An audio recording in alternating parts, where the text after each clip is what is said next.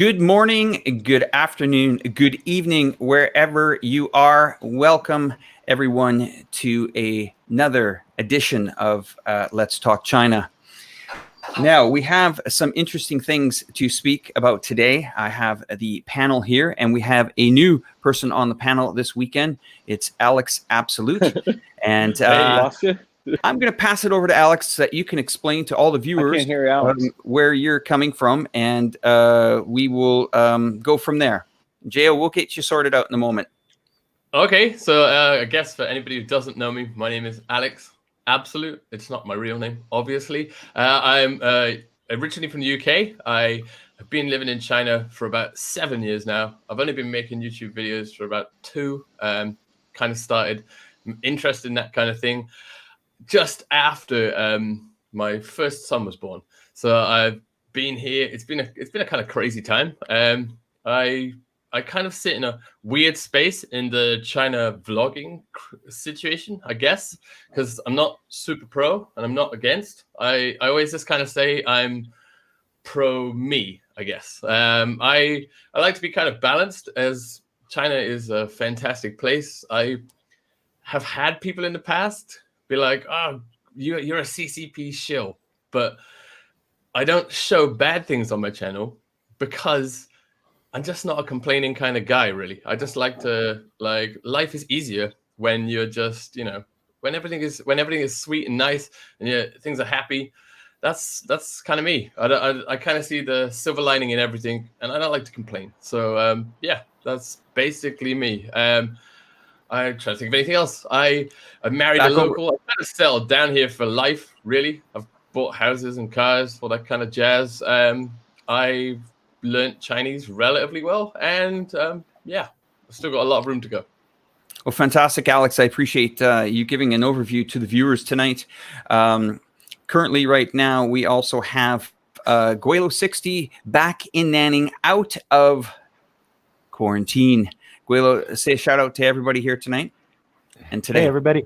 Yeah, Gweilo 60 from Nanning, China, out of quarantine for coming on a week now, and things are getting better. It's we went out to a Korean barbecue here the other night. Everything's basically opening up. I have noticed, though, my gym was shut down. My favorite Brazilian barbecue place was shut down. So there are some things that have happened in Nanning over the last couple of months where things have businesses just didn't make it through these times and stuff. But I'll be on the streets of Nanning for a long time yet. Off to you, Matt. Matt, off to you. Hey guys, Matt, JaYoe Nation.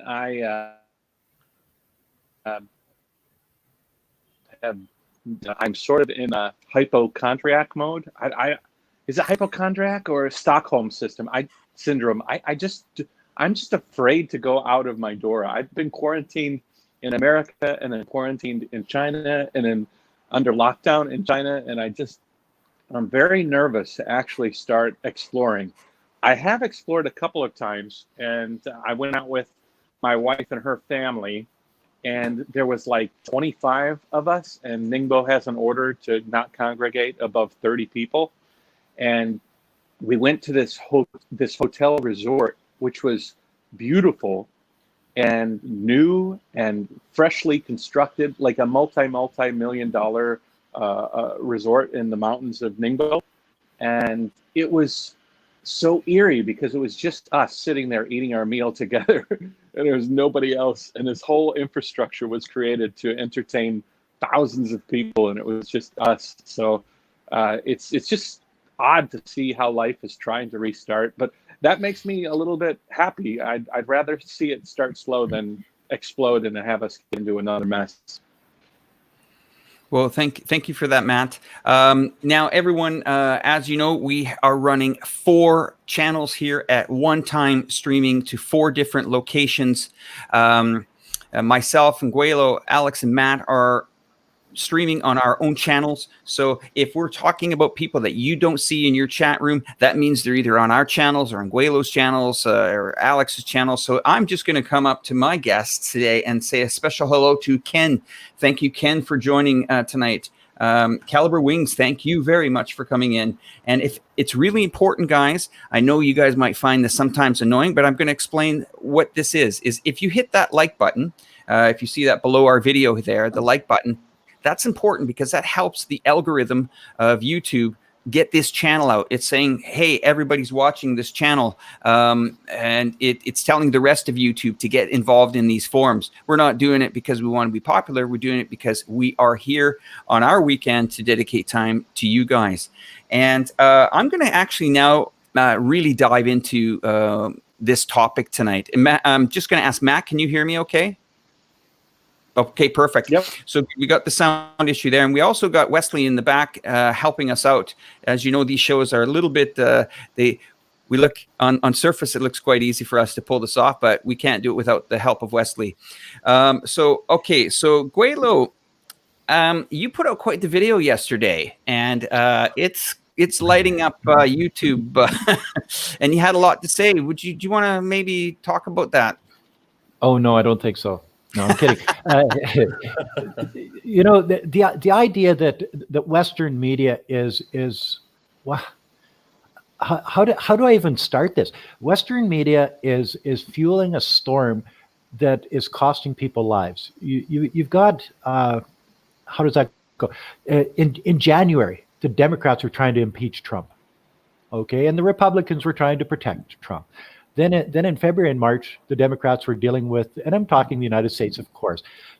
We're going into the Democratic presidential elections or primaries, or what do they call them?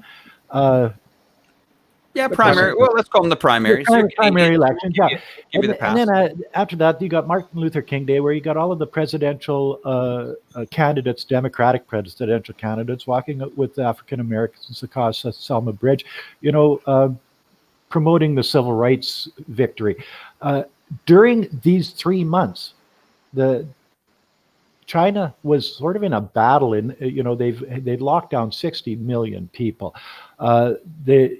People were dying. Lots of people were infected. So they were in a battle with this coronavirus. And what was the United States doing at this time? What was the administration doing to protect their citizens? Bear with me. There's an end to this story. Then the United States says, well, China dropped the ball. They didn't give us enough warning and whatever, but they did give them a couple months warning. All the time that this is happening, the mainstream media was focusing on anti-China rhetoric. China did this, China did that, so fueling the storm. So you've got the mainstream media fueling the storm, sending out misinformation. Then you've got the American administration doing absolutely nothing to protect their citizens, and because they were ineffective in dealing with this, you've got misinformation from mainstream media. You've got the political people not doing their job properly to protect their citizens. And what do? They blame China. They point their finger at China to take the focus off of them and their inability to do things. And you can see it in the mainstream media. You've got, like, China should be legally liable for pandemic damage. I'm reading this right now off some notes I've got. That came from the Washington Post. China wins a seat on the UN Human Rights Council, but then when you open it up, it says China has won a seat on the controversial UN Human Rights Council, and this is Fox News. But then the next thing down in Fox News is senators urge UN to suspend China appointment to the UN Human Rights Council. You get all of these things. It's all bad news coming out of mainstream media, and I don't think that does any good for anybody. I think that it really doesn't matter where this coronavirus came from. I think what matters is how do we beat it as a global community. So I think that's basically what that video is about yesterday. Mm-hmm.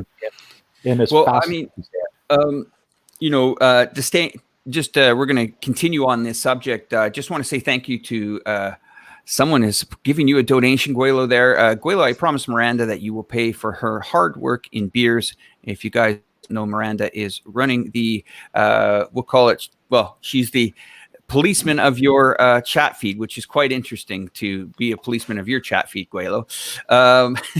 Thank you, Caliber. And that's a fantastic name, Fluffy Fluffing fluff. Fluffing Fluff is always on my channel, and a really positive character. But Miranda, she doesn't drink beer; she drinks vodka. So yes, I'll have to pay her in pounds of vodka. Caliber Winks, thank you very much. China's decision in Wuhan is like that of Denzel's orders to close the hatch in the movie Crimson Tide, else the entire submarine goes down. And lo and behold, who's come in here? Tim K. Is that Bill Maher on the upper left? Oh, I love that. Alex Absolute, I'm sure you have an opinion on this. You've been warming up behind the microphone there. Let's hear what you got to say about this. Yeah, but for me, I've always kind of taken this opinion that the media everywhere lies and kind of like does underhanded and shady things to an extent, but I've never actually seen it firsthand until this whole like epidemic thing, when some people here, because I live in Wenzhou, like if anybody knows Wenzhou is like a coastal east coastal city. It's pretty affluent. Actually, I'm not very far from Matt JaYoe. Anyway, I digress. So there's like a relatively big foreign population here, and a school recently, like we were contacted in a Wechat group chat. Like a reporter was added to the group, and she wanted to talk to people. And at first, everybody was kind of, relatively friendly and positive. I mean, I added her myself, and then like something in the back of my head was like, this doesn't feel right. I'm just gonna get rid of her and like not deal with this woman. And turns out I was almost 100% right. If anybody wants to see what I'm talking about more in this story, you can go to my channel, and I made a whole video on this. But this was CBC News, which Gweilo told me is like a big deal in Canada. I don't really know anything about Canadian media, but it was CBC News. And they basically took the facts of one of these foreigners here, her name's Cindy, and completely distorted the truth. They made it sound completely different to how it was, like just to sell the news, just to like cash in on this whole virus thing and hype it up. And they'd said things which were completely, either they'd taken things out of context or they'd added stuff which just wasn't true. I can't remember the exact details of it, but it was pretty horrific, and she was pretty annoyed about it. And for that, it's just kind of, it's really poor form, right? Really, really poor form. Because the people, in my eyes, especially like big news stations like CBC, and it's like I guess it's the equivalent of like the BBC in England. These are like the guardians of information. These are people who should be reporting stuff as it is, not adding stuff. It's really, really poor form. So, Alex, just for the viewers that are new, you guys will be able to see below in the box that we have every channel listed there, so you can become subscribers of our channels, Gweilo 60s, myself, Reporterfy Media. These guys have, for the fourth week now, made me the host of this show. Hey, I love what I do, so that's good. And we have all our channels below, so if you guys just want to hit subscribe to that so you remember where to find our videos at the end, that is fantastic. Okay, so here's something that I wanted to add to your story, Alex. And for our Asian viewers that have just come in, we're starting to see a lot of requests for our WeChat pay code. There it is. Alex is going to be the one that will be taking the donations for the group today. There he is, looking very professional. So we'll keep that on the screen for the moment there. And I will go over to Matt in a moment here. But I just wanted to add to your point there about the CBC. What is interesting is that we don't recognize, as a Canadian, that the CBC, it's always been there as part of our lives. It's the Canadian Broadcasting Council or something like that, I believe. I've been out of Canada so long, I forget that. But we can call it a state-funded news organization. Now, for our viewers here, you have state media in China. We'll call it CGTN. But what I find very interesting on YouTube is when you go watch a CBC article, it doesn't have that this is a funded channel from the Canadian taxpayer or the Canadian government. And how interesting, or the hypocrisy of that is quite comical, if you ask me. So Matt is bumping in and out of here. We'll get him back in a second. He's he promised to show us the fantastic view of where he's at, and I think he's back. Are you back, Matt? We don't hear you. You're on mute. No problem. Okay, he's getting set up there. I just want to say, Rob, €5. Enjoy the content on your channel earlier. Matt definitely sends out his thank you for that. You guys, if you want to get your questions in, Rob saying, I don't have Super Chat on. Would love to buy you a beer. I do have Super Chat on. Maybe try again, because I have been receiving donations. Maybe somebody in my group can direct Rob how to do that. Anyway, Rob, if you can't donate today, not a big deal. We can work it out after the end of the show. And I'm going over to Matt. Matt's just going to unmute his microphone. Oh, yes, we hear you, sir. Fire away. Let's hear what you got to say this morning. You know, my biggest thing is that blame. This whole thing is based on blame, I think. China is good, and in some ways they're justified. I try to have a pretty balanced approach to this, but I'm very curious. Has anybody heard any news of South Korea blaming China? Because no. If you were to take two petri dishes, like you're a scientist, and you take two petri dishes, and you have the same amount of virus on one hand and the same amount of virus on the other hand, and you put them into two petri dishes, one was South Korea and one was America, and you looked at the result, and all of a sudden the American one, 3/4 of that petri dish is infected, but the South Korea one isn't. Wouldn't you just say there was something that whatever the virus was, whatever it started, this experiment failed and this experiment succeeded, and if the successful experiment is not blaming the virus, but the failed experiment is saying the only reason that we failed is largely, or the reason that this is such a mess is because of where the virus came from. I think that's a real cop-out. And I recently made a video last night that was a bit about my feelings regarding this, and I got some people that were pretty aggressively saying, it's all about where the virus came from. But the virus could have come from almost anywhere. Let's say it came from Indonesia. Let's say it came from some backwater place in the middle of nowhere.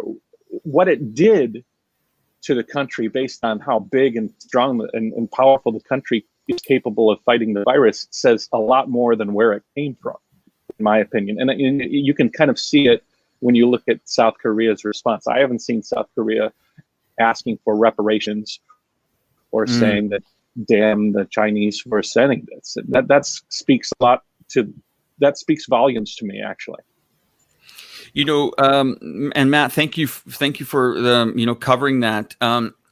I have something I'd like to get off my chest here today, and that is I'm looking at the timeline. I've spent about 5 days now looking at the timeline on how this happened. And I go all the way back to the 31st of December when the Center of Disease Control and Prevention learned about this. And, and then on the 1st of January, they were developing reports from the Department of Health and Human Services about the situation. And it wasn't until about maybe 3 or 4 days later in January that the CDC began to track this situation, and the Chinese officials came out. They didn't quite know what it was. Okay, yes, when you're getting something like this, you're not quite sure what's going on. And everyone says, well, doctors are being silenced. Well, one thing that I think a lot of the world doesn't understand is you cannot come on your phone and use WeChat and say, hey, I think that we have something major here. Not quite sure, but I'm going to spread it out to the entire population of 1.4 and put them in billion and put them in panic. So there is proper protocols that I think any doctor in any country has to follow. And I'm not justifying that, what the Chinese government did in the early days, but let's be realistic here.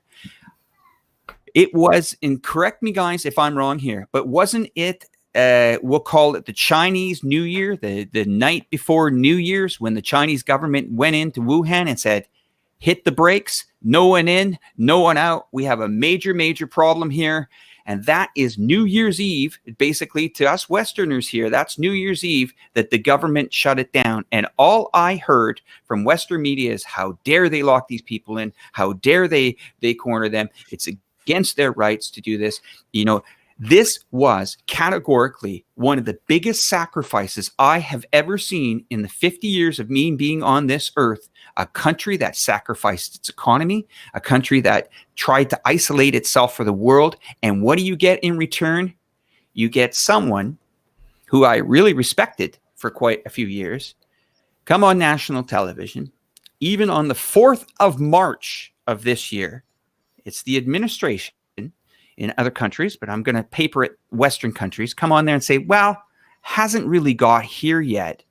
We've shut down the airports to these countries. It hasn't really got here. Well, let's say you called this ground zero and the Chinese started at 0. They started at 0 and they've contained it 60, we'll call it 90 days later. We're not out of the woods yet, but let's say they've contained it. Well, lo and behold, then let's call the American one on March 4th, where they said they had 100 cases. So if you're a person and you want to be in here and say, well, we would like to get it at 0 and contain it at 85,000 people and end of story. But can you imagine if the Chinese or any other government in the world was given a 2-month heads up on this, on how much it would be contained? Well, now we really have a problem, and this is much bigger than the administration in the US and in Canada and Australia. This is way above the politicians now. Now we're into seeing economies around the world being shut down. Of the 3 people on the panel, anybody want to add in on that? Throw your hand up and then I'll go to you guys. Anybody got some information? Yeah, sure. We're going to go to Alex and then we're going to finish it off with Gweilo and then come back around to Matt. Go ahead, Alex. Fire away, sir. So for me, it was kind of, I thought I'd just start with like my first experiences. So like, in my opinion, the pandemic spread a hell of a lot worse than it could ever have done, because it was like almost like the perfect storm. It's like this virus which spreads so fast and so quickly, but timed exactly at the biggest human land migration in the world, which is when Spring Festival, anybody knows anything about China, when Spring Festival hits, there are people everywhere traveling from here to there.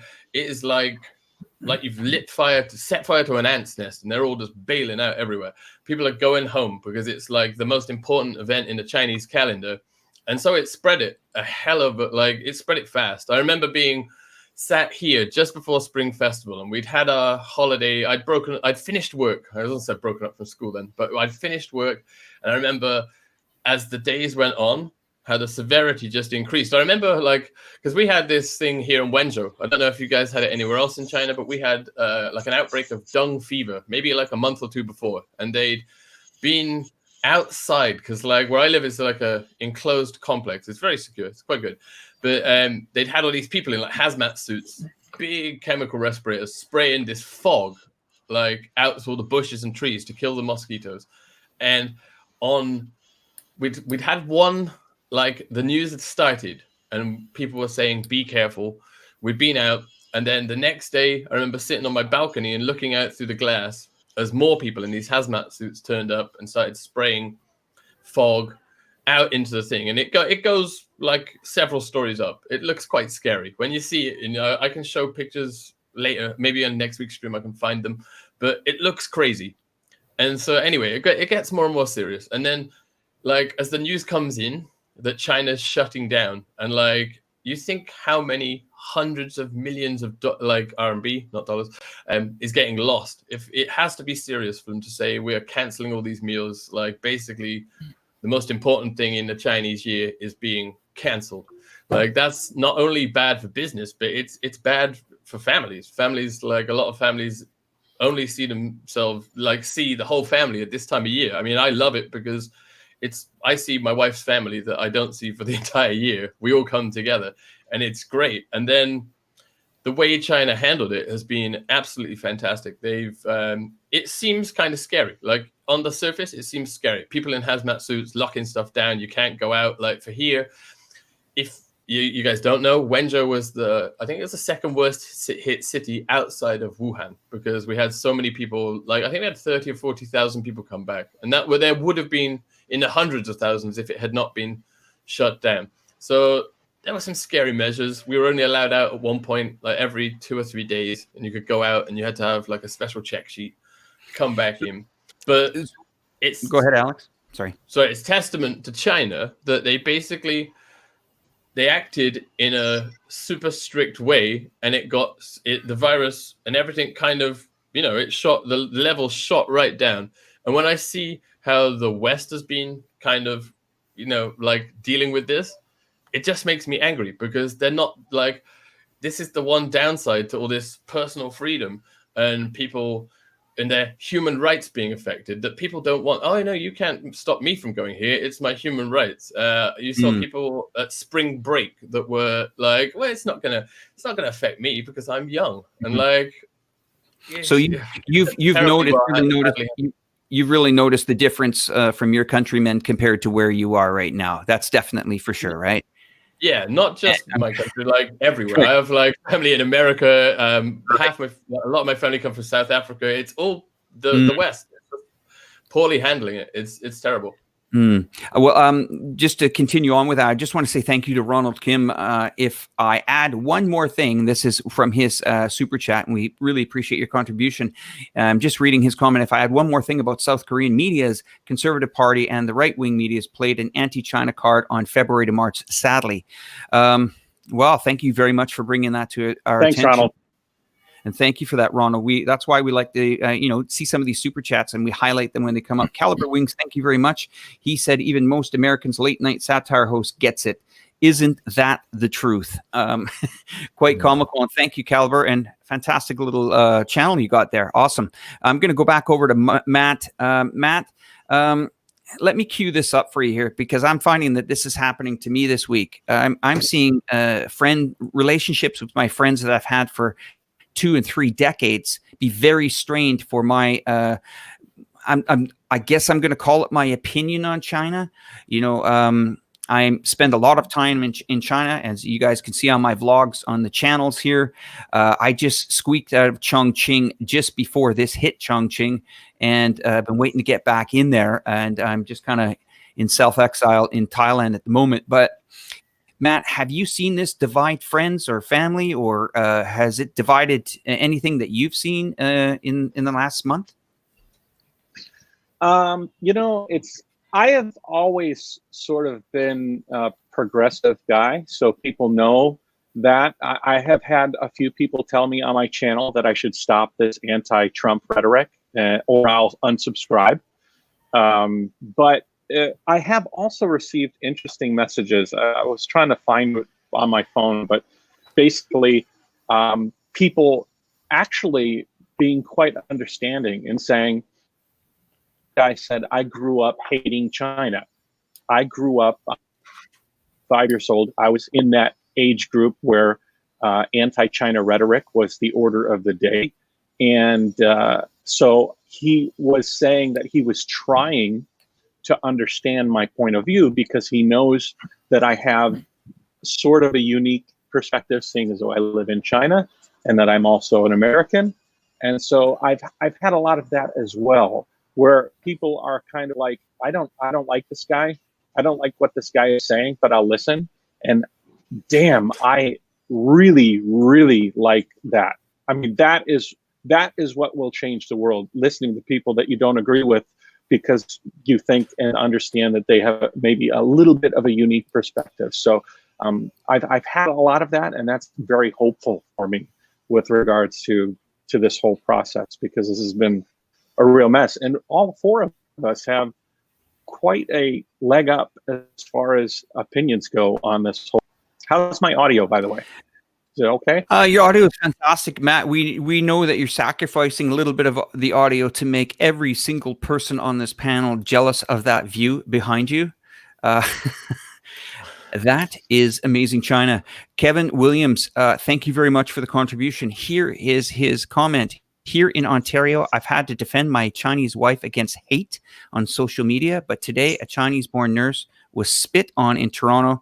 How do you guys feel about this? That is absolutely disgusting. Yeah.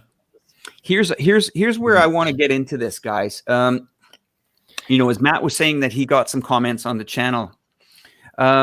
This entire panel here, and I just want to say to everyone on this panel, we're approaching over 2,000 viewers now, and that is absolutely amazing.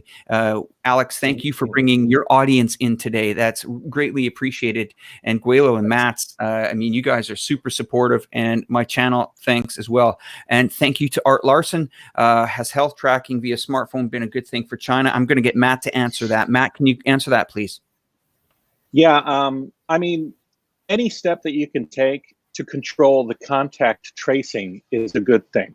So I'll give you an example. Somebody contacted me and said that they sent me a really long email, actually, and they said that they woke up one day and they had a fever. So they called the hospital, and the hospital came up to their house and then said, okay, we're going to take you for some testing. And they took him to the hospital. They also quarantined his family. And then via the app, they could tell that a grocery store down the street was a place that they had frequented during the last little while. The supermarket, and they actually pulled somebody via a ID card that they had their ID card like lost or stolen. So somebody was using their ID card at the grocery store, and suddenly that person got a knock on the door and said, "You're under quarantine." And so they took all the people and then pulled them aside, and they tested the original guy 3 times. So 3 tests to make sure that they were positively positive or negative. Turns out he was negative, but they are able to contact trace via that app in a way that you cannot do any other way. I mean, you can find where the person's gone, who they've interacted with, and who those people have interacted with in a way that you could never do in typical investigatory ways with, like, say, just a guy with a notebook going, where did you go?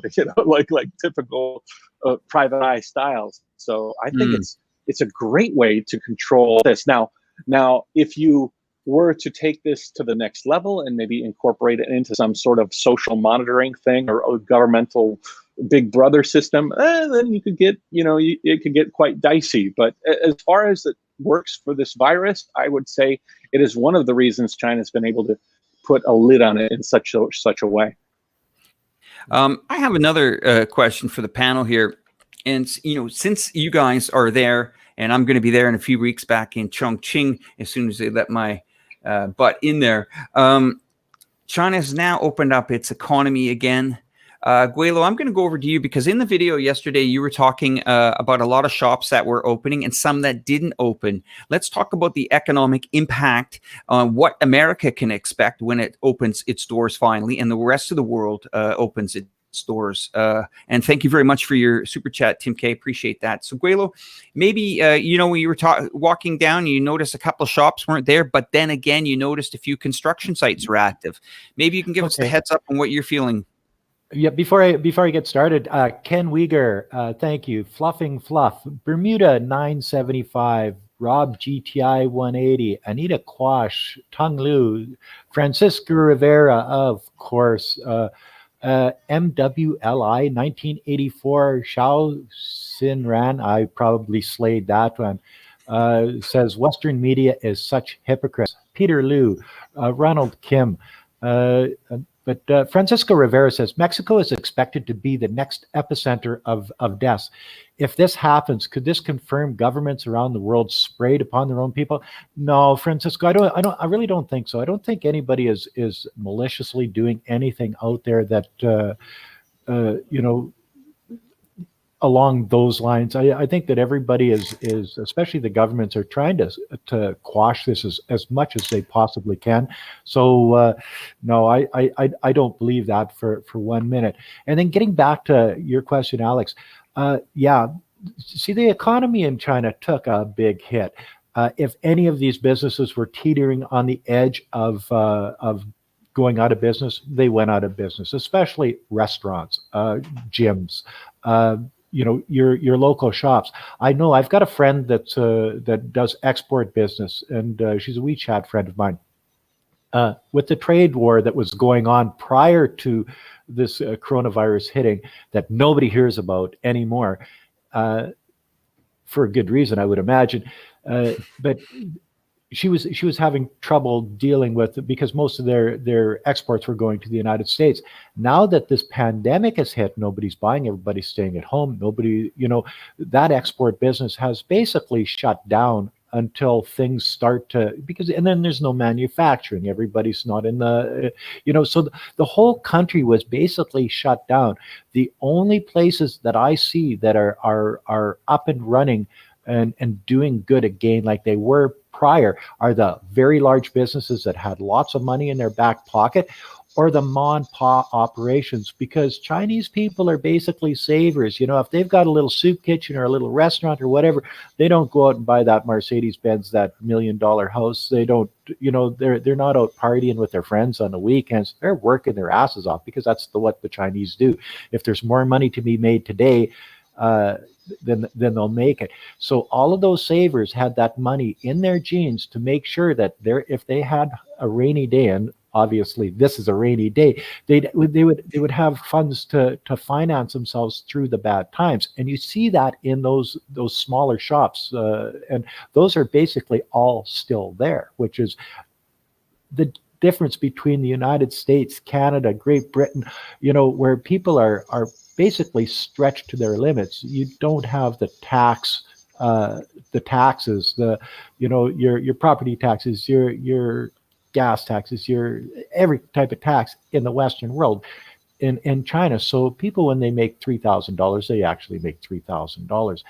So I think that the idea, what I'm trying to say is, the West is not a saving country. People will spend, they've got credit cards, whatever. In the East, they're savers. They put that money in the bank. So when they do have problems, I think that's why you're going to see the economy of China sort of bump up really quick, just for that fact alone, that it did hit some of these companies, but those companies were the ones that were probably going to go out of business anyway. And the businesses that are solid in the country, and the mom and pop operations that save money, I think we're going to be okay over here. It's sort of like night and day.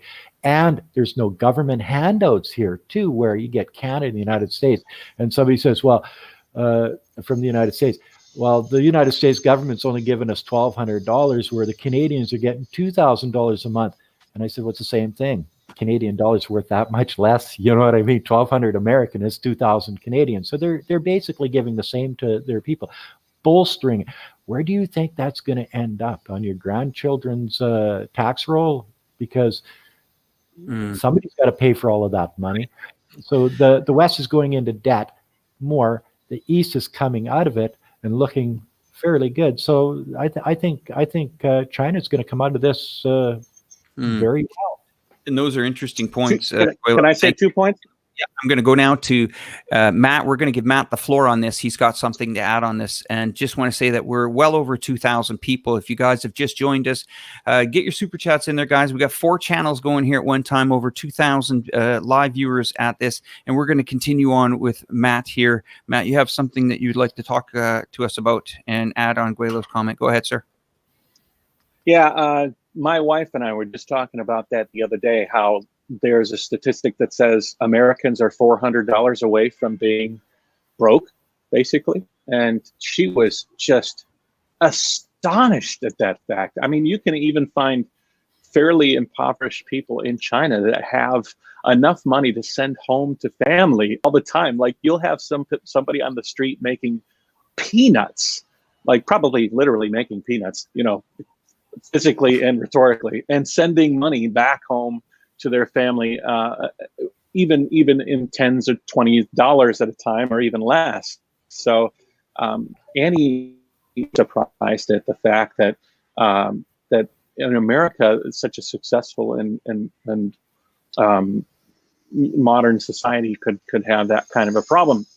My second point is that what Gweilo said about the businesses closing and things like this also ties into this whole conspiracy theory. that China did this intentionally. Listen, China has deals with countries all over the world to supply any manner of product. They don't want to disrupt that. They have set up a system over the last 50 years and have an intention to keep it going for the next 100 years. And they don't deal in sharp turns. They don't deal in very sharp maneuvers. They deal in slow and steady wins the race. And a pandemic just doesn't fit on that ideology.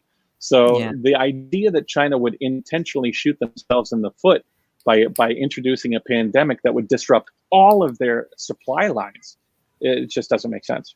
Just want to say thank you. I'm not sure whose channel this came into, but Philip Chang for the $10 super chat. Thank you very much for that. And Philip, if you did have a question, please ask the panel. Caliber Wings, Matt's anti-rhetoric, Alex Strain's relationship based on his opinion on China is what Mr. Dunborough spoke about, taking sides, stating that the facts are seen by those who can't see as taking sides. I'm going to absorb that and think about that. I did watch that video yesterday, but I'm going to add something to this, guys, where I'm not going to actually put it out to my viewers to say that, are you happy or unhappy what I say? If there's something that I've learned from this panel is that I have to truly believe in what my opinion is and give you my opinion, and not to try to deviate to say, well, I want to make this side happy and that side happy. So, let's all live in a happy world. One thing I've learned that now, as meeting Gweilo in the last month, who spent a month and a half with me together, is he was saying, you know what, Alex? Say what your opinion is. Talk to these people.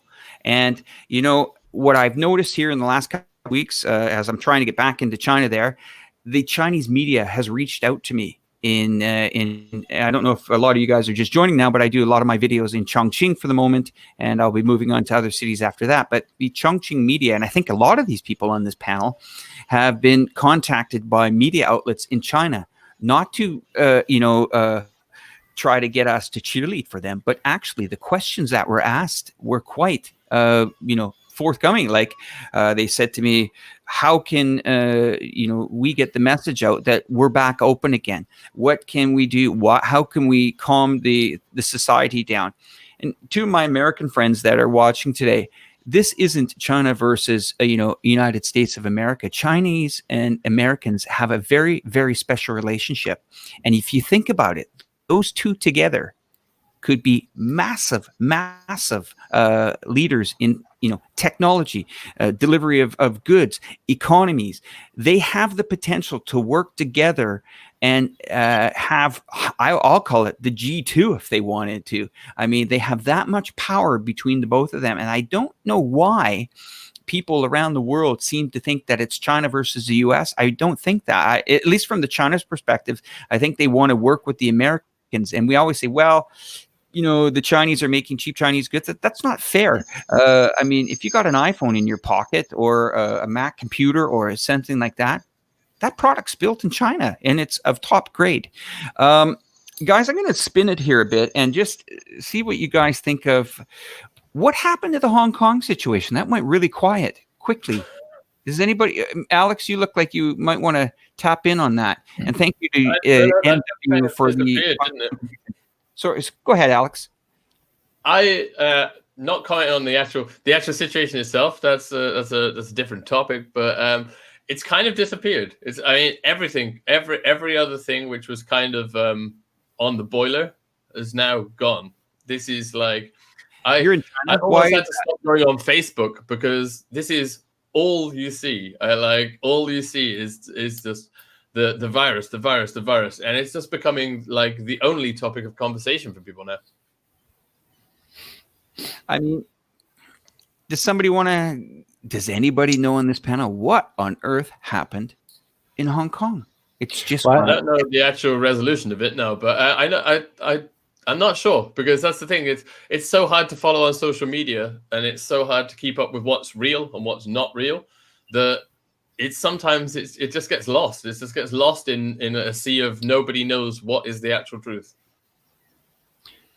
Yeah, I don't follow the Hong Kong stuff very much anymore because it seems to be a non-issue now that the coronavirus has taken over. I do know that wearing a mask now is probably acceptable in Hong Kong rather than before when wearing a mask was not acceptable.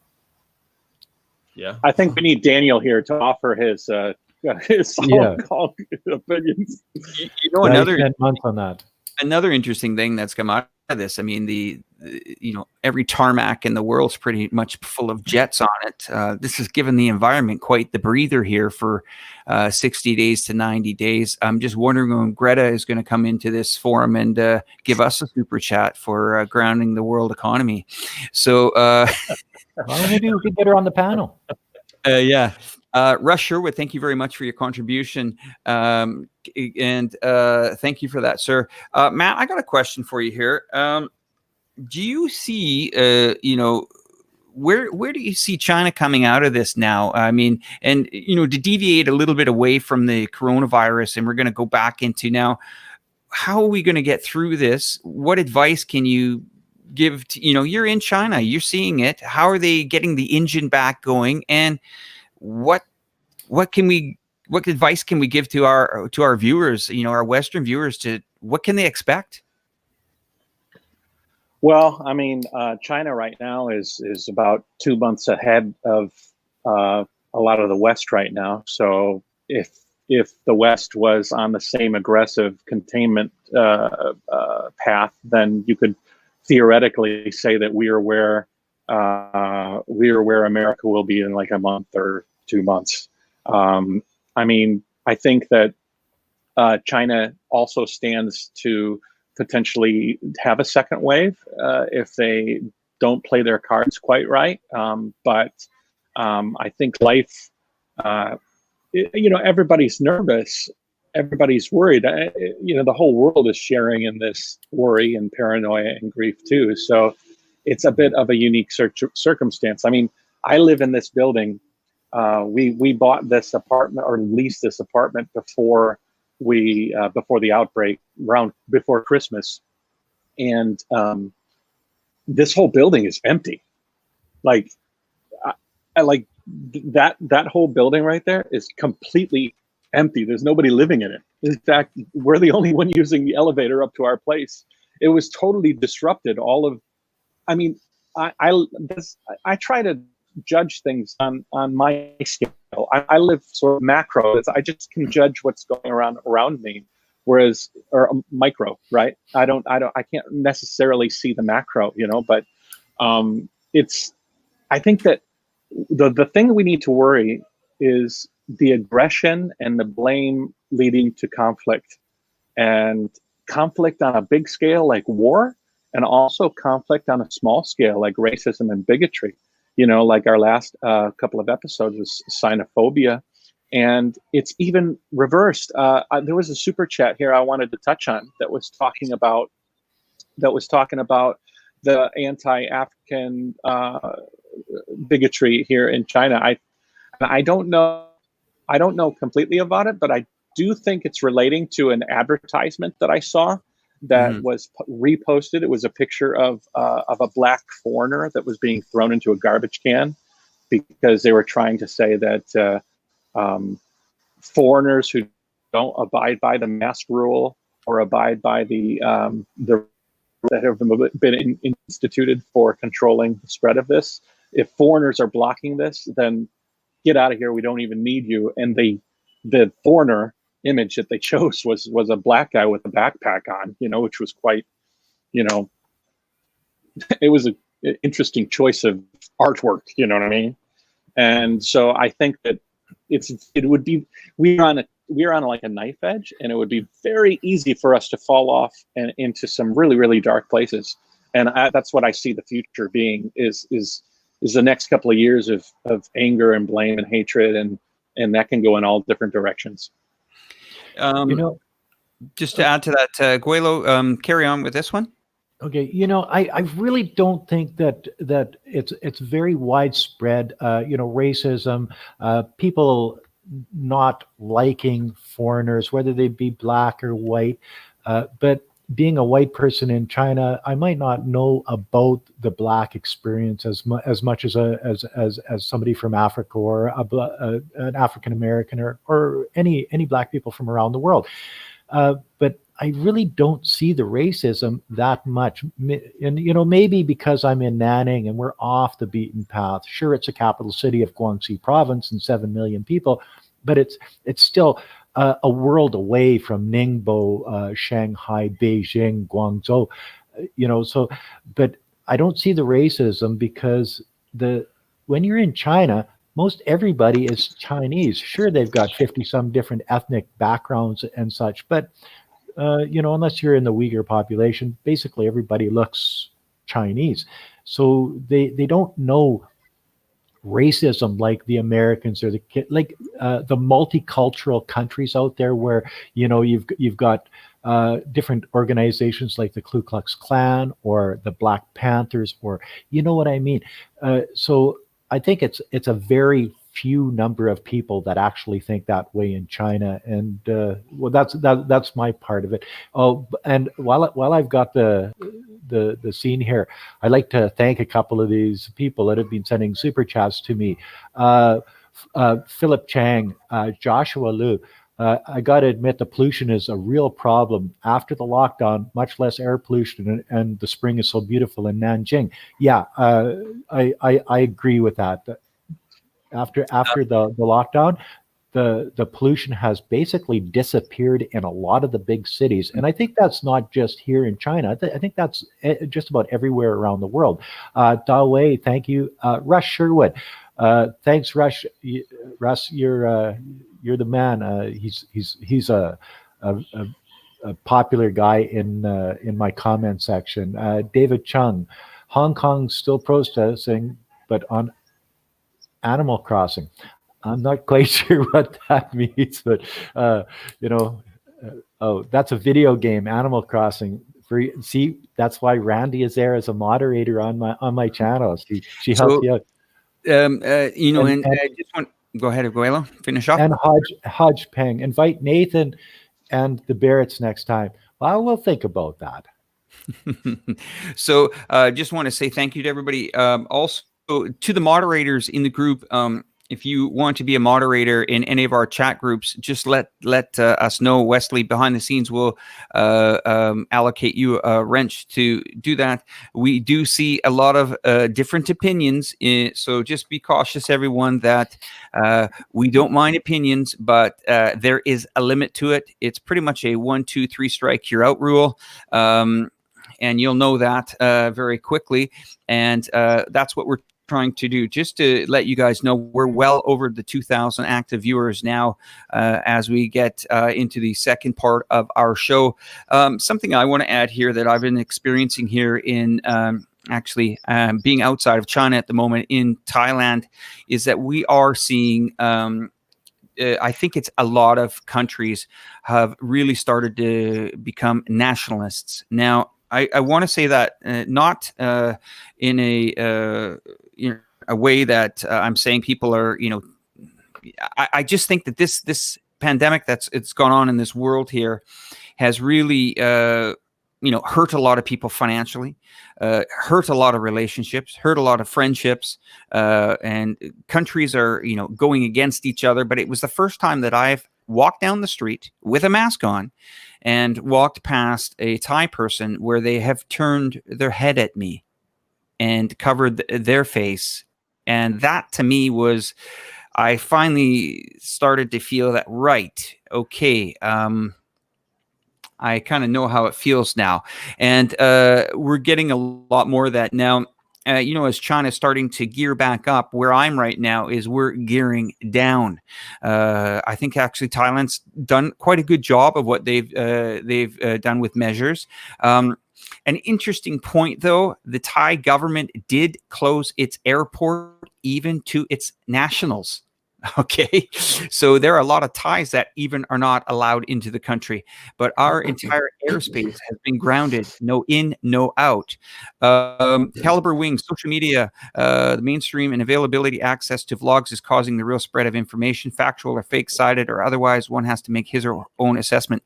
That's true. Yeah. And the cool thing is, is if you like this, you got 4 people here giving you their opinions. I'm going to go to Alex Absolute here. Alex, you're new to this panel. When you got the heads up to come on this panel this week, this is pretty much your first time in front of a panel giving your opinion to people. Are you nervous to do that, or how do you feel about talking about your feelings? Because you've got, people in the United Kingdom that follow you, people in the US, and people in China. How do you feel about the situation? For me, this kind of thing is much easier than a lot of things I've had to get used to coming to China. Like, anybody who knows me, I'm quite an outspoken, loud, kind of in your face kind of person. That's just kind of me. Some people take it wrong. Some people get offended. I'm always a super nice, kind person, but I'm just kind of excitable. I always feel like people always describe me as like I'm on a permanent coffee high. But when I came to China, the one thing, the other side to that is that I'm quite shy if it was in front of large crowds of people. Now, when I came to China, they instantly, like, as soon as you start teaching and working for businesses here, they kind of expect in China, like, because from what I've seen anyway in China, from a very young age, you're exposed to kind of being on a platform and being people like seeing you. When I first got here, I was at a primary school, and it's like to put it in perspective, a primary school in the UK, big one, maybe 200 students. Here, there was like the one I came to, there was more teachers than all of that, and the students were like in the 3,000s, and they'd have these kids up on stage in front of a whole field full of their peers, singing and dancing and doing whatever. So they kind of they like Chinese. I find Chinese people are very used to performing on stages and being in front of a lot of people, and they're very comfortable with it. Whereas I've never really been. I'm more comfortable with my friends or like just hanging out. But since coming here, that's all changed. Now, if you compare me to now to 7 years ago, I will quite happily sing and dance around in front of like whole groups of parents and do like the clown show, because, when you teach younger children, that's kind of all part of it. So actually doing live streaming, this is my first time ever live streaming. But essentially I've kind of been doing it like in real life for a long time. And then since the outbreak, I've been teaching on live. Since January, I've been teaching like online. So I'm basically doing the same thing. I'm in the same room. I haven't put the fancy cameras and stuff behind it because they don't care about that. But essentially, like, talking like this it's cool. It's great. This is essentially just hanging out with friends.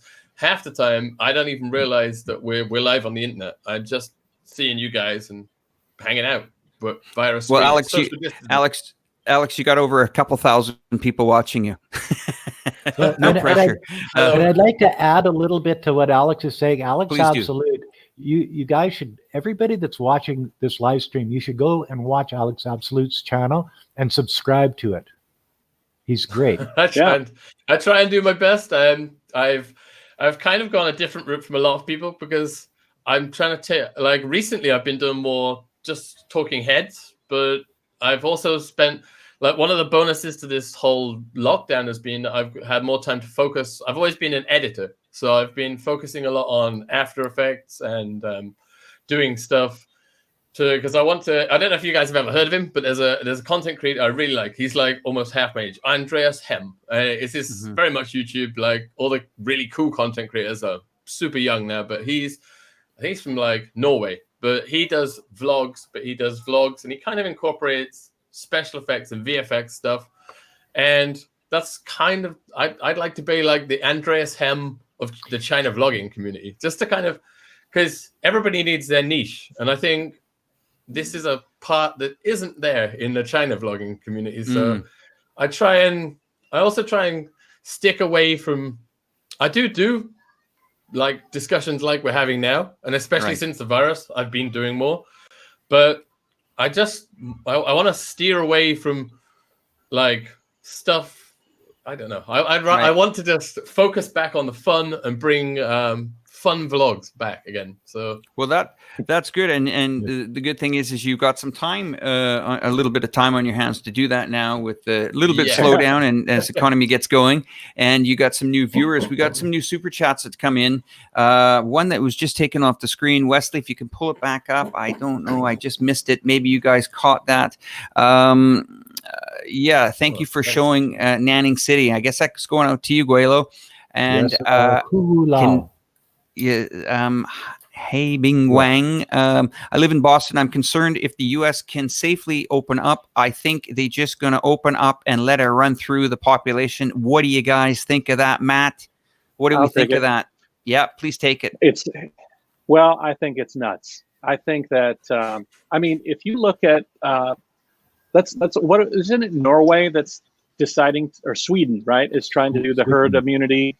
Belarus, UK too. Yeah. I mean, the whole point, like, okay, my brother-in-law works in a hospital that does kidney transplants. My sister is a pediatric nurse, and my stepmother works in a clinic. All three are slammed. All three are at capacity. And if you open the cage and let the beast out, lots of people are going to unnecessarily die. Now, if socially everybody understood the severity of the problem, then you could let everybody just do whatever they wanted if they knew and understand how to be responsible. But the problem is that you have people that don't understand the severity, and all you need is one of those people to walk into a place without a mask and cough on somebody, which has happened. In Detroit, for example, a bus driver was posted a video in downtown Detroit, and he's like, "You guys are going to kill me. Every time you come into this bus, you're coughing without putting even your hand over your mouth, and you're going to kill me." And you know what? A week later, he's dead of COVID-19. He got the virus and he died. So you're going to have a lot of situations like that. And the problem is that Anthony Scaramucci, right? Tony Scaramucci, he's like this kind of New York politician who was a big Trump friend. But one of his biggest lines was, "The fish rots from the head down." And when you have somebody like Donald Trump who stands up and says that the world is recommending, hey, look who just popped in. Yeah. But if you have people that are saying, that you need to wear your mask, the president of the United States says it's recommended that you don't wear your mask, but I'm not going to, that totally disrupts the mission, So you got to lead from, and if the leader is saying it's no big deal, then if you let everybody go, and there's a large percentage of people out there that says Donald Trump thinks it's no big deal. I'm not going to wear a mask. I'm not going to do all these preventative measures. Then the whole system melts down. And long story short, it's going to be a disaster. I think you're right about that, Matt, because people take their direction from their leaders. And if the leaders don't take it seriously, then the rest of the people, or a good number of the population of that country, aren't going to take it seriously. It's like growing up. Like, I grew up in Weldon, Saskatchewan, 250 people. Yeah, I know, a metropolis for sure. But the older boys, the bigger kids on the block would just not allow bullying. And so it was a great place to grow up because it was just a safe, really nice place. And then 7 miles down the road, you got Kinistino, Saskatchewan, that it was exactly the opposite. And it was dangerous, and there was bullies, and there was fighting. It all depends on the type of leaders that you have in your community that makes it what it is. And I think you're seeing that in the United States, that the leaders aren't taking it seriously. The leaders are pointing fingers. The leaders are blaming other people, and that sort of incites the followers or the citizens of that country to do exactly the same as the leaders, and it's not a healthy thing. Gentlemen, to just to add to this is that I can see both countries, and I'm going to go back to the U.S. China thing because it does take the line. It takes the center of a lot of attention in the media. That's for certain. These countries can progress and move forward together if they take the right approach. But what is causing this rift? I mean, anyone from this panel here, what is causing this, anti-China, anti-US? It's the blame game on both sides. What is causing this, and how do we move forward that both of these countries win together? Or is there a solution? Or is that just a hard question to answer? I think it's fear. Alex, Yeah. you want to start off with this, Alex, and we'll go to Matt. I think the basic emotion driving the whole situation is fear. A lot of it on both sides. It doesn't matter whether it's the fear of the Chinese by the West or the fear of the West by the Chinese, because there has been a kind of a shift. Like, since the borders in China shut down, I've not personally experienced anything myself, but you've seen it out there in the news. And I think the basic core emotion of all of it is fear, because when people panic, they're scared. When fear kicks in, people do things that they wouldn't normally do and react in ways that they normally wouldn't. And it's usually like, fear is a bad thing, because it's like instinct. You react instantly to something, and you have that fight or flight mode, and you just do what comes first. And I think there's been a lot of bad behavior on both sides, really. There's been some terrible mismanagement and some terrible bad behavior on both sides.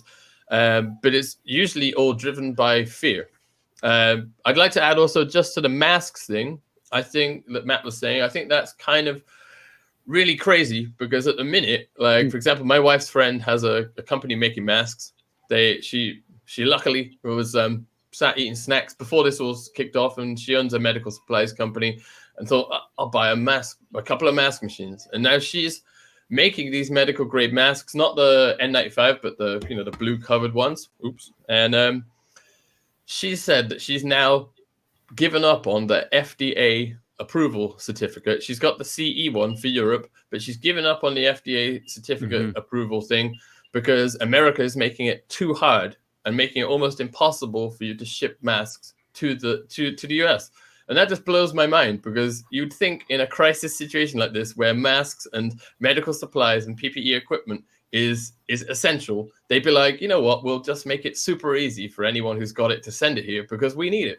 And I'm going to add to that, Alex. I'm going to add to that. We were importing some masks for the United Kingdom market, and just when you think you have door-to-door delivery lined up for the client, a lot of third parties start to get involved. A lot of airlines start to get involved.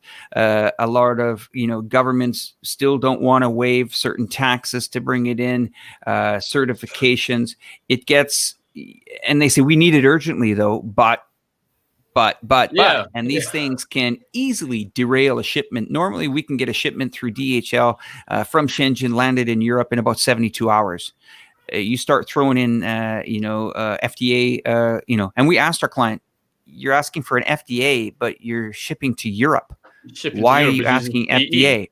Well, the CE. Well, we need this because we're worried that it's being shipped through an American courier, and the American courier may stop it or reroute it. So they were like, wow, okay, that's interesting.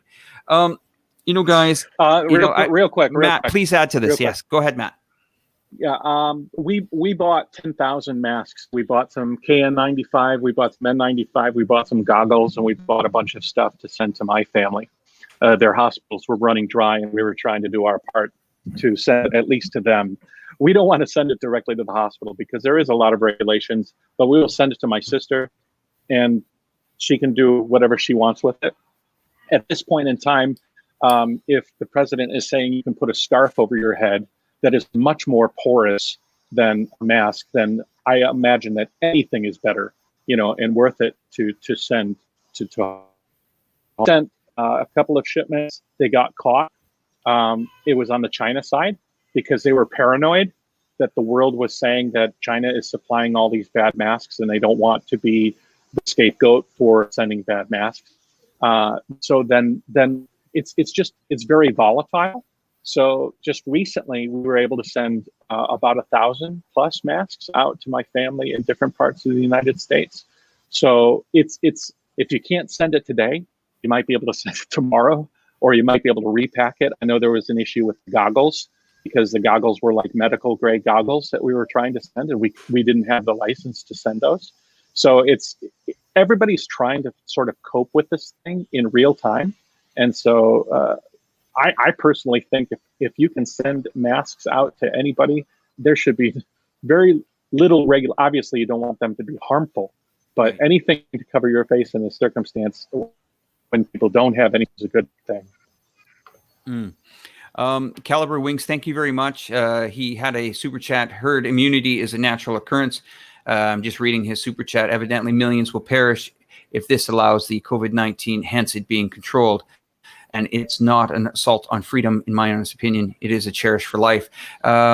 Anthman, a great chat, guys. Healthcare worker in Canada, Lower Mainland. Wow, okay. West Coast. My home territory. Shout out to Gweilo 60. No screening here much, and feel the response was sluggish with mixed messages at first.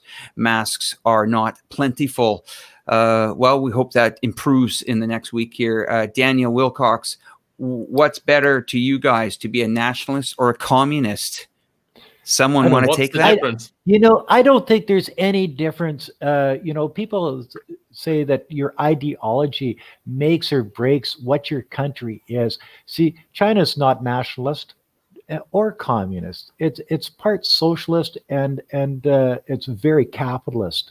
It's a lot of the stuff for the regular person on the street has less restrictions than any country I've ever been in the West. The people are allowed to set up businesses. People are allowed to do basically what they want.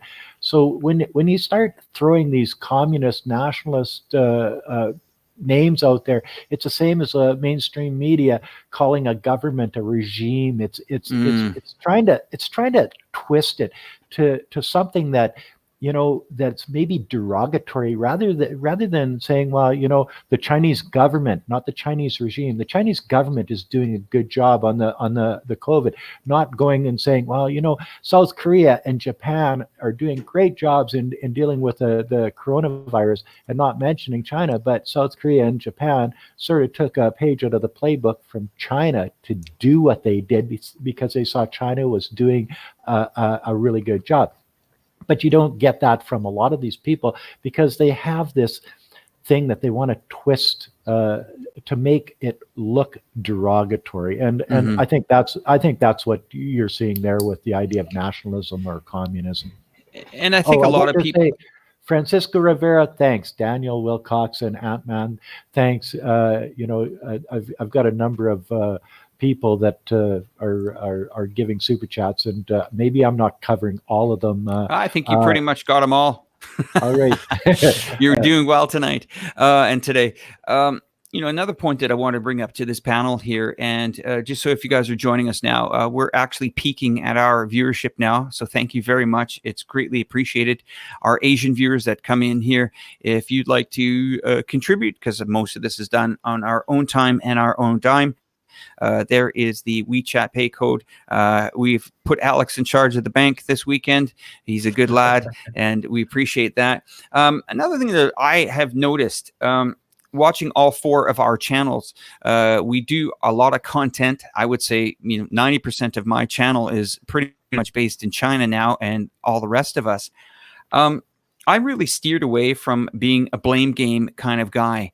And I think most of this panel is much of the same. We are quite open to actually speak to people one-on-one about differences in a very adult environment.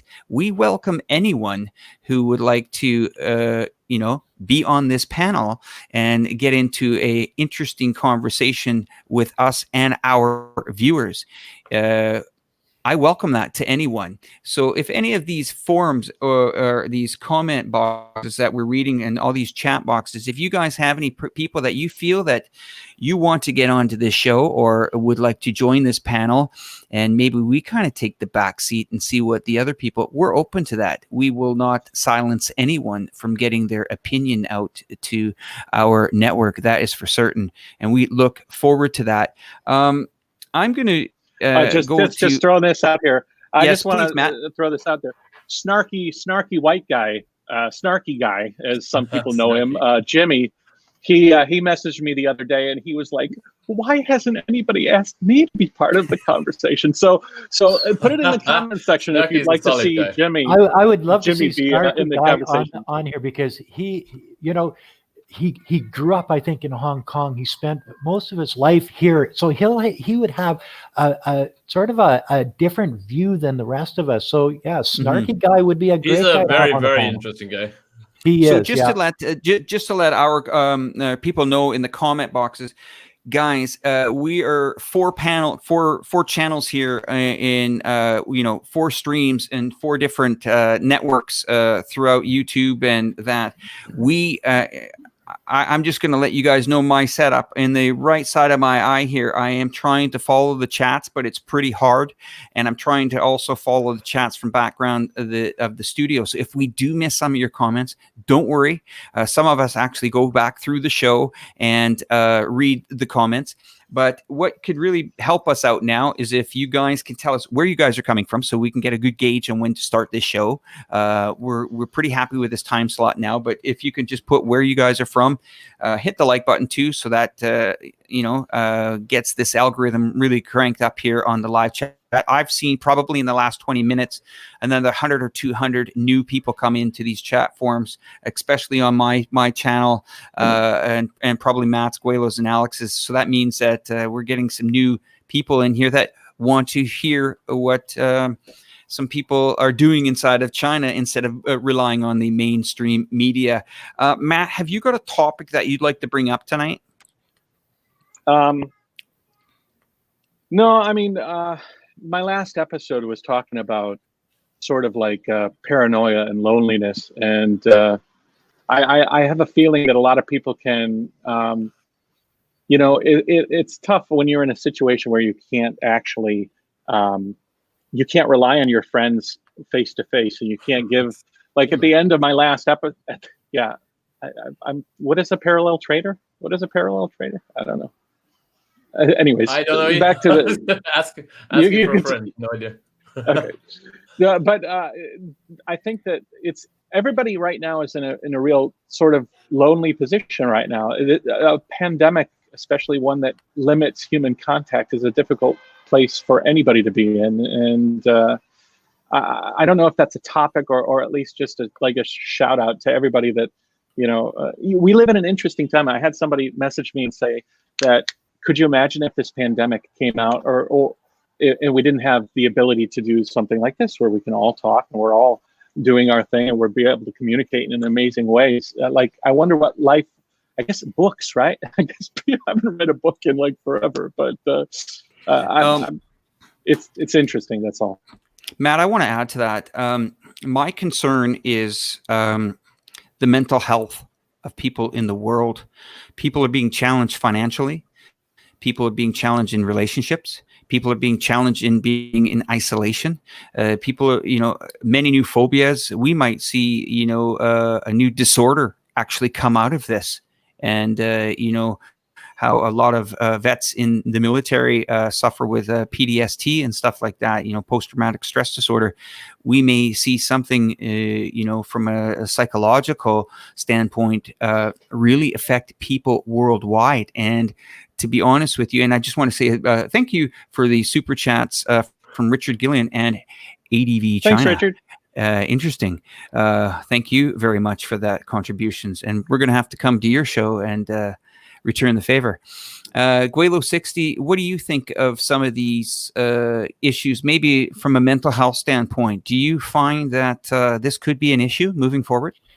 Well, I know that this is going to cause, all of this quarantine is going to cause more separation and divorce. So that's one of the things. You notice that in France, there was a big write-up the other day about spousal abuse, going up. I'm not sure. I'm not going to say a percentage because I can't remember, but it went up considerably just because people are quarantined at home, and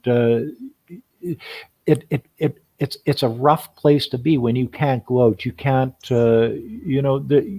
you're sort of throttled back. A lot of people are feeling the pinch. I know in China, look at the people in Wuhan that have been locked away for 3 months. Wow. Just me going into quarantine for 14 days. after that 14 days, I sort of understood what these guys are going through on a smaller scale. But, my wife and I were separated. We were put into hotel rooms. We, basically could have no contact. And you look at people that have been doing it for 2-3 months. It plays on your mind. I would imagine in places there's going to be more suicide because of financial difficulties. There's going to be, as you say, there may be a new disorder coming out of this, just for the fact that the fear about it, like Matt was saying, he's apprehensive about going out into crowds now. We never had that before, because you go out in a crowd and it's exciting. You hit food streets and you big restaurants, and this is parties, hitting the bar. You know what I mean? Now people are looking at it and saying, maybe that's not a good thing. And when you get into staying at home over and over and over again, it becomes the norm. And I think you're going to see a lot of people in the future, rather than going out, just being Canadians in the wintertime when it's 8 months of cold weather and snow outside, where they just sort of hang out at home. You're going to see that more around the world. Well, and Gweilo, thank you very much for, I call you Gweilo. It's a habit. It's my name, man. It's an addictive habit. What I am. I am deeply concerned about this, because this is, if we look at a lot of the, we'll call it, I don't want to call it government medical systems, but let's just call it for what it is. Mental health is usually not covered by many insurances around the world. It's normally an additional charge to an individual. I know people that have suffered with, mental health disorders that you say, well, go to the doctor. And they say, well, I can't really get in to get an appointment, or I can, but the cost to get in there, or I need a referral to get in there. It's quite a difficult approach. And it's quite alarming that, that is one of the largest reasons for death in people over 45 is, suicide in the United States. And yet, and in Canada as well, we're starting to hear a lot of people, I don't want to jump on that and say a lot of people, but I'm starting to read some headlines of some people taking their lives in Canada due to financial problems. And this is going to be something that I'm so alarmed that, not only are the healthcare workers trying to combat this COVID head on, but can you just imagine what people are going to be going through once this is all over? It's going to be,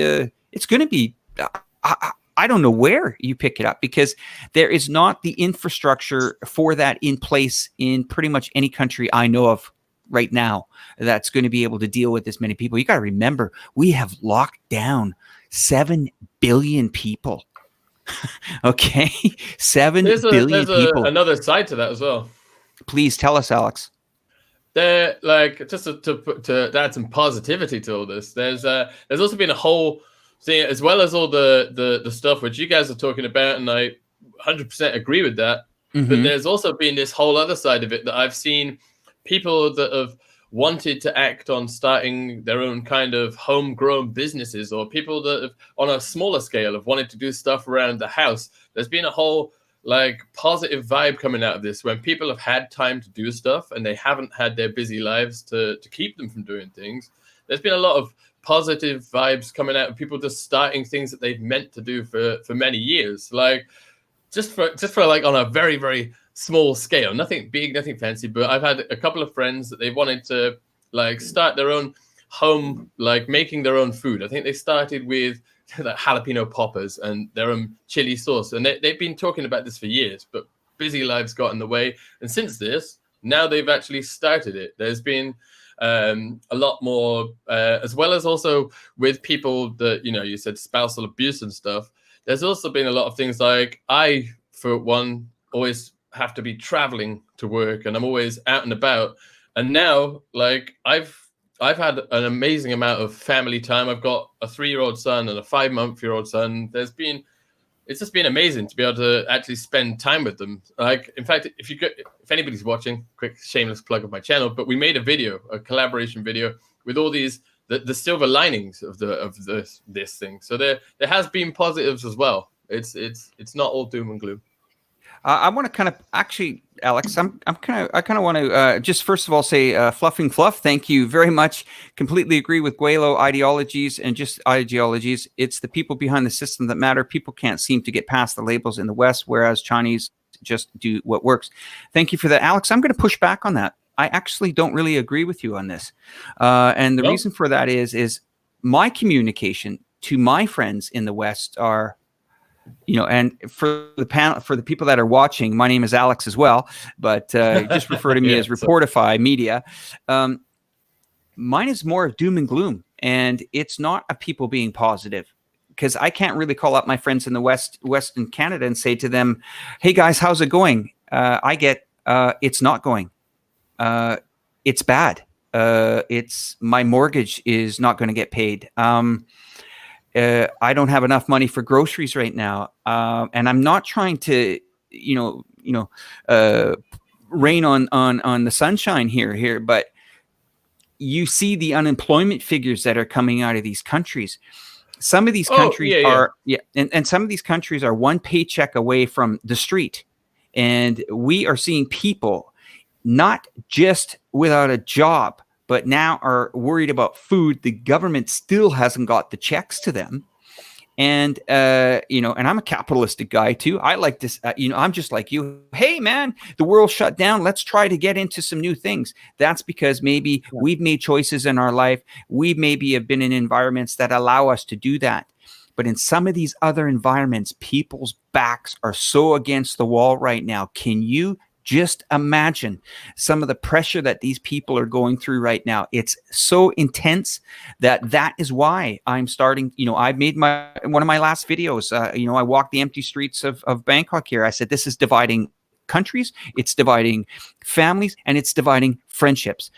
I think the last thing some of my friends want to hear from me is, hey guys, the sun is great, I'm starting a new business. Actually, it's the opposite. I'm phoning up friends from 20 and 30 years ago, guys that are in my old and my friends, and saying, I want the truth, guys. How are things going for you? If they're bad, how can I help? How can I help you? Can I get my brother-in-law to go and buy you some groceries? Do you need some help with some banker that can defer your mortgage? We're in panic mode in some of these Western countries. I do appreciate what you're saying, Alex, that yes, we are seeing some very, very positive thing moving forward. Innovation. This has given people time to innovate. China has been brilliant on doing this. Absolutely stunning, some of the stuff that they've done in the last couple of months. Deliveries and home deliveries and getting things and working out a whole e-commerce base behind the scenes, how to track to make sure that you're not getting infected. This is absolutely mind-blowing and fantastic to see. But from that standpoint, I just wanted to add to you and tell you that. So, guys, we're going to go around the panel. I'm going to start with Alex, because I know Alex has to definitely get out of this studio here because he's got a commitment. Alex, can you tell us what to look forward to in the next couple of weeks on your show here to the viewers and everybody? Before Alex leaves the studio, don't forget to hit that subscribe button. Can you tell us what's going on in your channel here in the next week or two? I've got a few ideas in the works. Don't want to put too much out there too yet, but I'm going to try and steer away from stuff related to the current situation and try and do some more positive vibe videos. I don't know, just some more exploring, showing. Maybe I can spin. I've got a video to do with fake products here in China, not slamming them, like actually showing that sometimes they are pretty good. I've got a couple of other ideas. I've got an idea planned for a video basically to show, like, because the 2020 wasn't a great start, so I want to sort of like I don't know, like an kind of encouragement reboot. Yeah, like a showing like starting with how bad the Spring Festival was, and then showing people that let's not forget how good it always has been. Kind of just like a nice, happy kind of vibe, I guess. Well, Alex, it's been a great pleasure to have you on here. When I get back to China and I'm going to be in your area, I definitely owe you a beer, because your New Year's was wiped out this year. So you're going to get a beer from me and probably a nice And meal. my birthday. Oh, God. Yeah. Well, Alex, I'm not sure if we're going to keep your audience with us or not. If we're not going to keep your audience, you might want to say a big goodbye to your audience and a thank you to your audience for joining tonight and watching us and watching yourself. And is there anybody on your chat group? Yes, thank you for anybody. I haven't been very good at keeping up with the chat group, but yeah, thanks everybody for watching. It's been an unreal first experience, and looking forward to the next one. So guys, stay tuned in. If they don't keep my channel going, just switch over to one of the other guys' channels and keep watching, because it's gonna be good. It's all in the links below. Alex, thank you very much, and Wesley, we're going to tell Alex. Thank you, Alex, and cheers from us.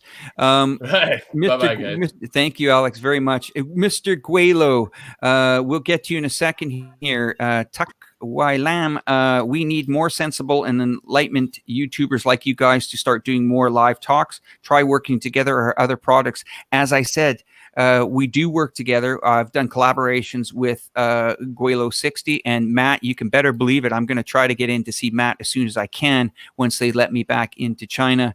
And as I said earlier on in this show, we welcome other people that definitely do not agree with us on the other side. That is for certain. Guys, I want to bring up an important little super chat that just came up on my channel, and I'm glad it did. And Matt and Gweilo, maybe you guys can help me out with this. Wesley, do you see that by Beer Pan? Is it possible that you can pull that super chat up on my channel? If not, then I can bring it up. Carmen, thank you very much for the contribution. It's greatly appreciated. I'm going to just discuss this anyway for the panel here. Beer Pan said, I need advice from you guys as for how to get through the self-isolation, both mentally and physically. When I see super chats like that, I really want to address them, because they are quite concerning from a standpoint that a lot of people are being affected by that. Maybe you can help us out with that, Matt or Gweilo. You guys have a lot of experience here being in isolation. Can somebody add to this and help us out with that? Well, if you're, it's a bit difficult sometimes. It depends on if you have a wife or but a lot of people are out there alone, and that can be a really rough thing. And I think in a lot of ways, you start learning a bit more about yourself through these things, and it's an opportunity to get introspective in a lot of ways.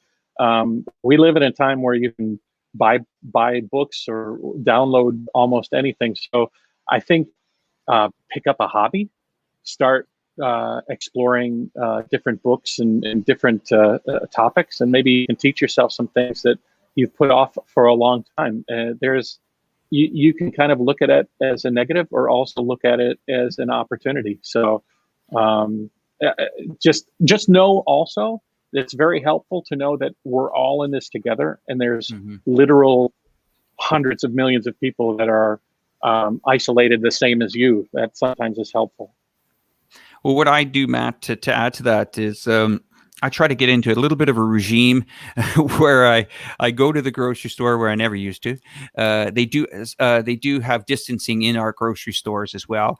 I kind of get out there, get a bit of the sun, try to get a bit of sunshine into your, if the sun is out, kind of just step outside, put your eyes up towards the sun there, get a little bit of the vitamin into your body, get the blood flowing a bit, and not just stay indoors. But here is the time to, if you have, and I'm not sure how old Beer Pan is, but if you have grandparents or aunts and uncles that maybe are a bit older, now is the time to get them connected.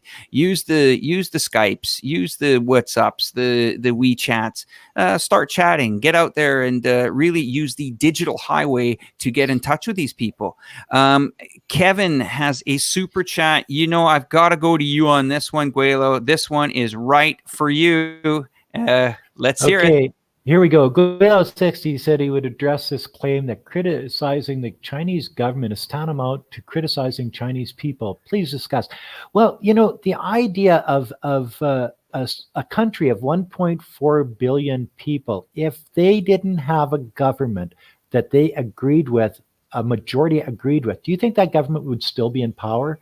Absolutely not. You see, the idea that everybody around the world thinks that because the Western media has been just trashing out the Chinese government. And I know that you're watching.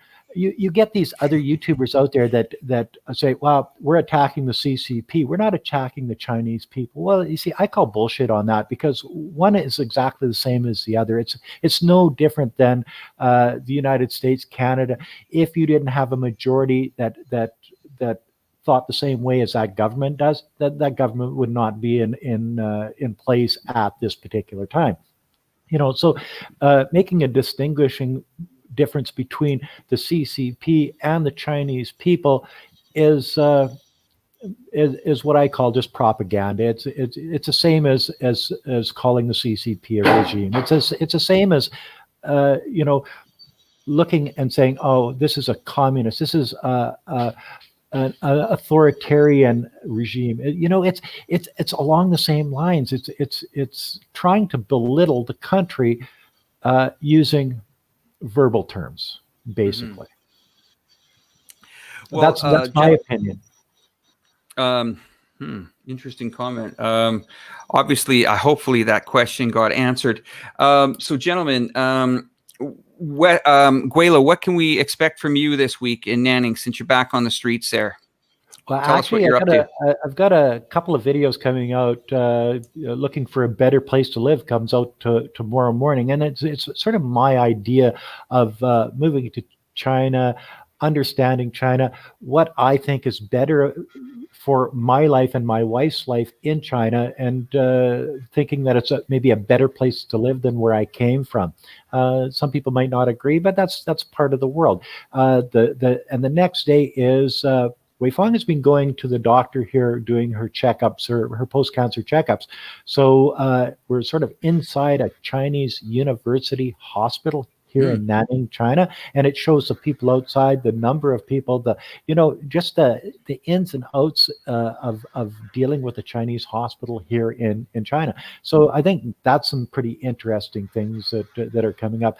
Also, I've got so many things on the because I'm just back in China. You know me. If I could just spit out 10 or 15 different videos that I'm going to be doing over the next 10 or 15 days, I might bore you and you won't watch. So, well, Gweilo, what I like about you is you're a straight shooter, and that's probably because you and I were born probably within about an hour of each other. Go figure, huh? Years later, we're on YouTube together. We're going over to Matt. Matt, what can we expect from you this week? First off, before I get into that, ADB China, which is Sea Milk, and I'm imagining Winston's there's too, asked about parallel trading. I didn't even know what that word was, so I messaged him on my WeChat to ask him, and he was talking about the fact that during the beginning stages of the epidemic and onward, there was a lot of buying of masks. And in Australia, it was a big deal. In America, it was blown up as a big deal. And there was people that were going and buying bulk masks from retailers all over these areas and selling them in China. And how did at least I feel about it? I'll just answer on my own.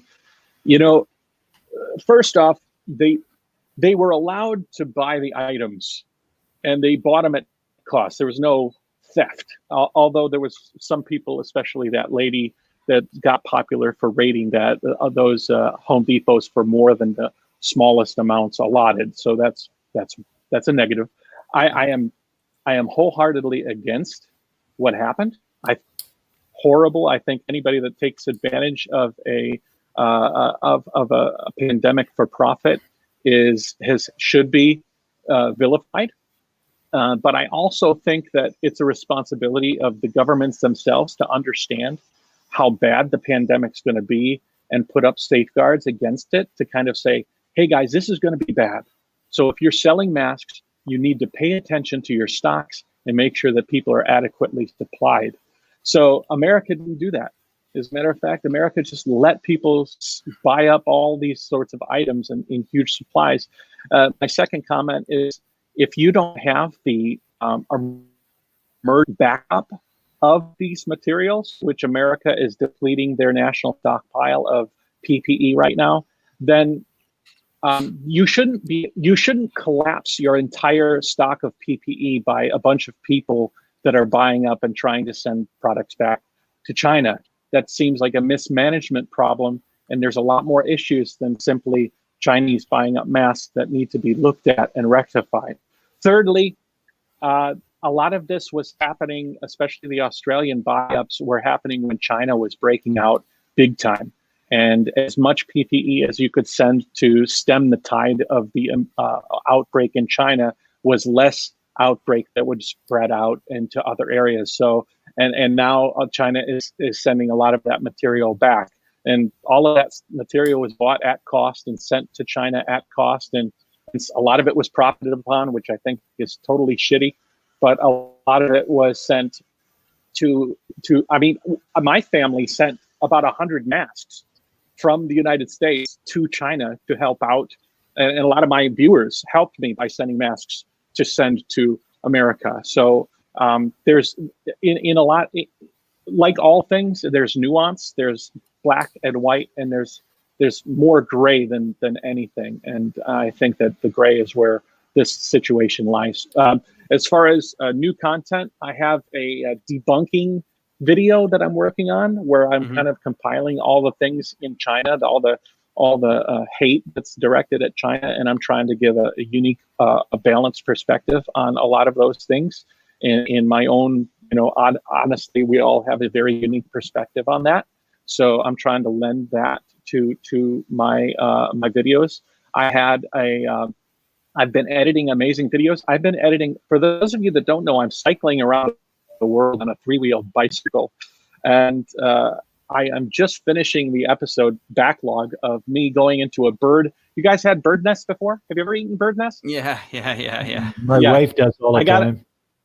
I got into a bird nest house and I saw exactly how these things are farmed. It's quite an interesting thing. So look forward to that after this pandemic kind of subsides. And yeah, that's about it. Just yeah, that's all.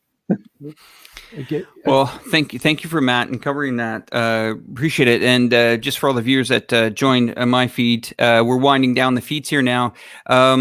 You can subscribe to all of us below. It's in the description box. From me this week, I've had 2 interviews with Chinese media in Chongqing, one from a cable network and another one from the tourist media division.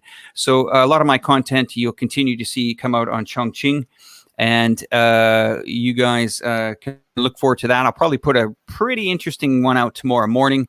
So thank you very much, guys, and thank you so much, our Asian viewers, for your contributions to from Wechat. And thank you again for that. And if we've missed somebody on Super Chat, just let us know.